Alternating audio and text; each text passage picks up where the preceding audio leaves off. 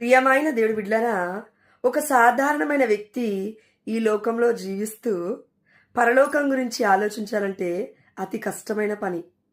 అందుకే దేవాతి దేవుడు పరిశుద్ధాత్మను మనకిచ్చి, ఇదిగో నా ఆత్మను మీలో పెట్టాను, సమస్తము మీకు సాధ్యమే అని యేసుప్రభుల వారు ఆదరణకర్తని ప్రార్థించి మన కొరకే పంపించున్నాడు.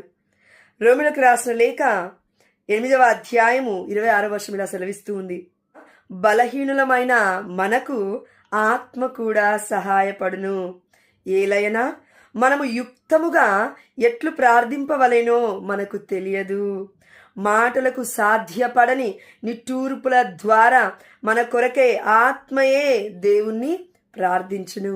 ప్రతిరోజు ప్రతి క్రైస్తవుడు కూడా పరిశుద్ధాత్మను పొందుకొని దేవాతి దేవుణ్ణి ప్రార్థించినట్లయితే తప్పకుండా ఆ ప్రార్థన దేవుడు వింటాడు. ఎందుకంటే మొరపెడుతుంది నిట్టూర్పుల ద్వారా తన ఆత్మయే కాబట్టి.